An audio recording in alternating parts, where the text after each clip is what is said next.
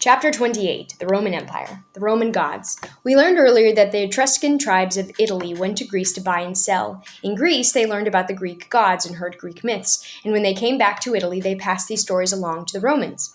The Romans took the Greek gods as their own. They worshipped the gods of Greece, but they called these Greek gods by their own Roman names. Do you remember Zeus, the king of the Greek gods? He made the golden apple so that he could start the Trojan War on Earth. In Rome, Zeus was called Jupiter. He controlled the sky, the moon, and the weather, wind, rain, and thunder. Today, we call one of the planets in our solar system Jupiter, after the Roman name of the king of the gods. The planet Mars is also named after a Roman god, the god of war. And do you remember the god of the sea, Poseidon, who tried to keep Odysseus from getting home? The Romans called this sea god Neptune. Our solar system also has a planet named Neptune. The Romans told stories of their gods to explain the natural world. One story about Ceres and her daughter, Proserpine, tries to show why winter and summer come every year. One day, Ceres, the goddess of the harvest, and her daughter, Proserpine, were roaming through the woods. Wherever Ceres stepped, ripe grain sprang up. Whenever she touched a tree, fruit blossomed beneath her hands. Her daughter followed along behind her, as beautiful as springtime, with long golden hair. Ceres stopped for a moment to drink from a cool stream. While she drank, Proserpine wandered away to a beautiful clump of lilies nearby. As she bent down to pick them, the ground suddenly opened beneath her, and she disappeared. When Ceres looked up, Proserpine was gone. "Proserpine!" Ceres called. "Proserpine, where are you?" But there was no answer. For 14 days, Ceres wandered the earth, looking for her lost daughter. Finally, Ceres met a nymph who whispered, "I have just come from the underworld, land of the dead. I saw your daughter there. She was stolen by Pluto, the king of the underworld, to be his wife." When he saw her, he fell in love with her, and the ground opened up beneath her so that she could walk through it into the land underground. When Ceres heard this, she was furious. "I have helped the ground to bear crops," she shouted, "and this is how it rewards me? I will curse it until it is dry and empty of all life." Instantly, the trees around her began to turn brown, and the leaves fell from them. The grass died, and the flowers withered. In a great rage, Ceres turned and looked up into the heavens, all the way to the palace of Jupiter, king of the gods. "Jupiter," she said, "force Pluto to return my daughter to me. If you don't, I will never again let spring come to the earth. There will never be fruit or grain or grass again. The earth will always be as dead and hard as my heart without my daughter."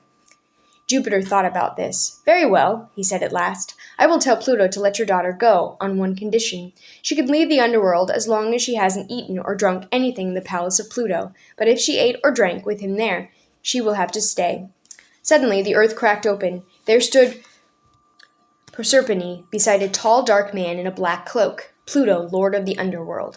"My daughter!" Ceres exclaimed. "Wait," Jupiter said. "Proserpine, have you eaten or drunk anything in the underworld?" "Hardly anything," the girl said. "I only ate 6 seeds from a pomegranate just a few minutes ago." "Then you must stay with Pluto," Jupiter said, but Ceres refused to give in. "If I don't get my daughter back," she warned, "spring will never come again." Jupiter considered the case carefully. At last he said, "She only ate 6 seeds, so for 6 months, half of the year, she must stay in the underworld with Pluto. But for the other 6 months, she can come and live with her mother in the world above." And so Proserpine spends 6 months every year in the underworld. When she is in the palace of Pluto, her mother Ceres mourns and weeps. The leaves fall from the trees, the grass turns brown, and the flowers die. But when Proserpine comes back to her mother each spring, Ceres rejoices. The leaves of the trees begin to grow, the grass turns green again, and the flowers begin to bud and bloom. The Roman builders. The Romans weren't content just to stay in their little city of Rome. The bigger the city got, the more land the Romans wanted, and the best way to get land was to take it from other towns and tribes. So the Romans attacked their neighbors and conquered them. The more land they conquered, the richer they got. Soon, Rome controlled the whole Italian peninsula. Now that Rome ruled all of Italy, the Romans needed to be able to travel easily from one end of the peninsula to the other.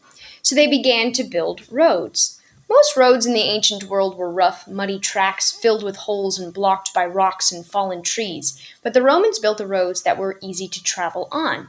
First, they dug a wide ditch and filled the ditch with sand. Then they poured small stones on top of the sand. Next, They poured concrete over top of the stones. Finally, they laid wide, smooth paving stones on top of the concrete. Along the road, the Romans put up stone pillars and carved on them the distance between towns. A traveler on a Roman road could look at these milestones and know exactly how much farther he had to go. The Romans became famous for their beautiful roads. The most famous of all Roman roads was called the Appian Way. It led from Rome to several large Roman cities in Italy. The Appian Way can still be used today. Roman roads were so well built that they lasted for hundreds of years. Today, many roads in Italy still follow the tracks of the old Roman roads. The Romans were the first ancient people to use concrete. They discovered that if they mixed volcanic ash, water, and lime, the soupy mixture would dry as hard as stone. They used this concrete to cement large stones together into buildings and roads. The Romans built whole apartment buildings out of concrete.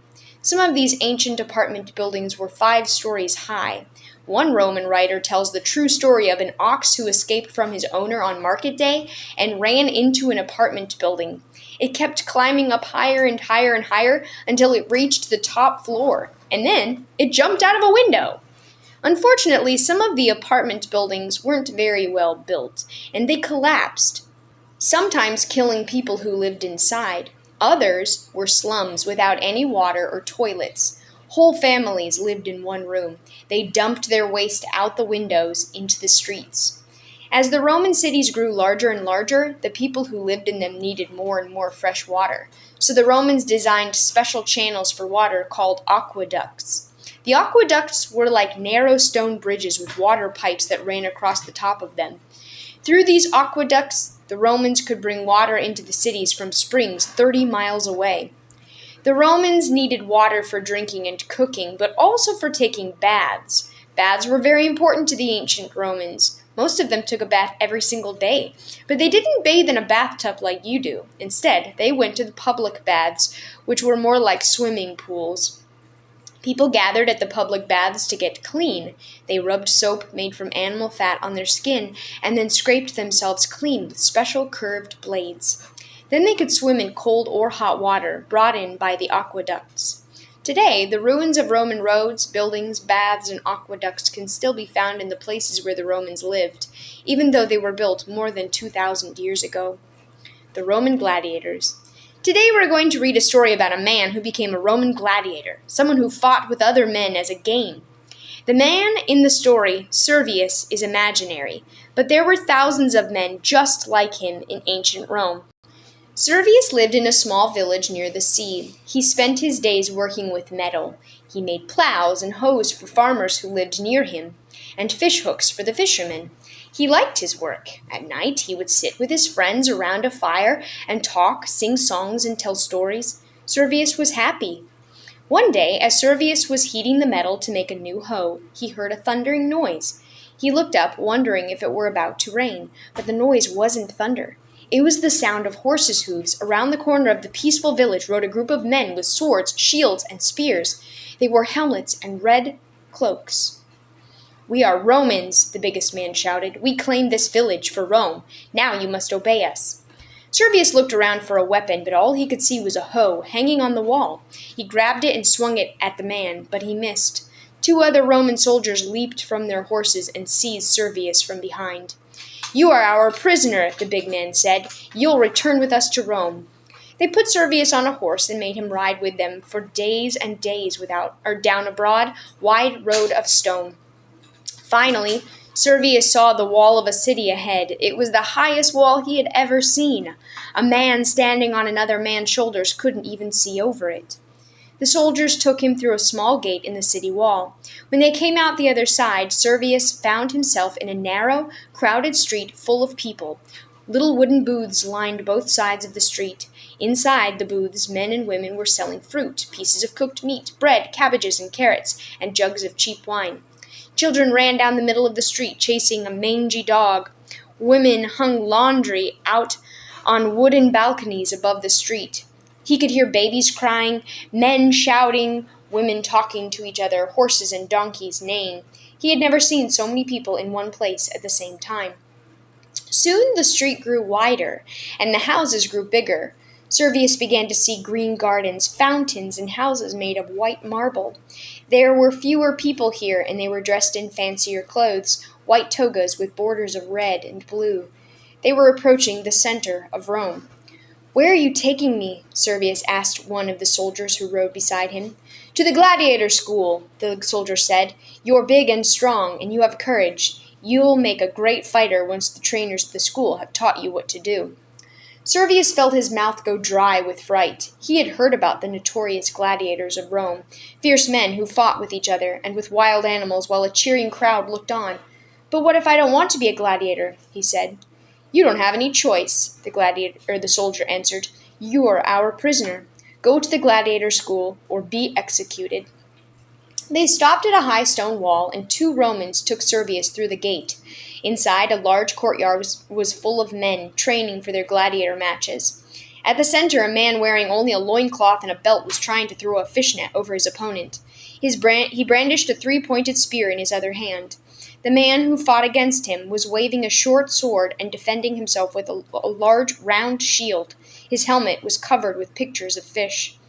"The man with the net is called a net fighter," one of the soldiers told Servius. "The other one is a fish man. The net fighter is trying to catch him in the net and stab him. Maybe if you're lucky, you'll learn how to be a net fighter." Servius's knees were shaking with terror. If this was just the training camps, what would it be like to fight a real gladiator fight in the arena? How could he ever survive? The gladiator school. At the gladiator school, Servius lived in a cell just like a prison cell, but he was taken out every day for gladiator training. First, he had to pass a test to see how fit he was. 2 trainers, big men with scars on their faces, wearing armor and carrying short, sharp swords, walked all around him. They poked him and squeezed his arms. Then they pointed to a post 100 feet away. "How quickly can you run to that post and back?" one asked.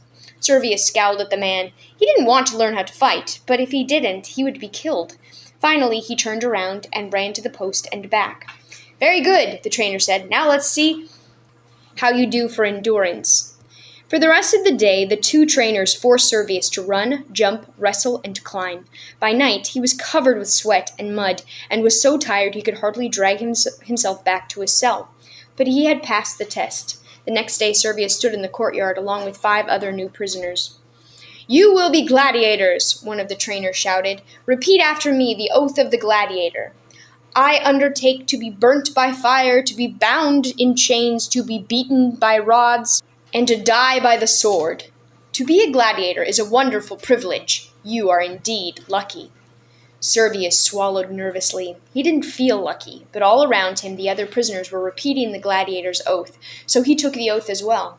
The next thing he knew, they were being marched off to their first training exercise, swinging wooden swords at straw men propped up against the gladiator school wall.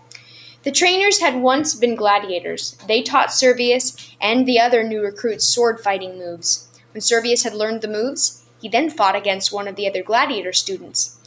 They both had wooden swords, so no one got killed. But Servius didn't parry quickly enough, and the other student's wooden sword crashed against his side. He was sore for days, but the trainers just laughed at him. "You'd better learn to be tough," one of them said. "We don't care if it hurts. Just keep fighting. You'll get worse than that when you fight in the arena." In the arena? Servius's heart sank. He already knew that his first fight in the arena was only a week away. He was to be a secutor, a gladiator who chased net fighters around the arena. He had already practiced fighting with his real weapons and armor, a short, strong sword, a large shield, and a metal leg guard that covered his left leg. On his head he wore a round helmet with 2 tiny holes. He could barely see out of the helmet. How would he ever catch a net fighter? What if the net fighter caught him first? On the day of the fight, Servius was taken to the arena, a large, bare space near the outer walls of Rome. Wooden seats had been built all around it. They were filled with men and women and even children. All of them were cheering and shouting. They were enjoying this. Maybe he would even be killed, but he knew now that he could not kill another man. The Romans were great, powerful people, but they were also bloodthirsty. They liked to see men hurt. They enjoyed seeing blood. Some of the historians who lived in Rome thought that this bloodthirstiness was wrong and evil. They wrote about men like Servius who refused to kill their opponents in the arena. Some even killed themselves so that they would not be forced to kill other men. The Roman philosopher Seneca wrote, in a letter to a friend, "The show was even better to watch when this happened, because the men in the audience learned that it is more decent to die than to kill."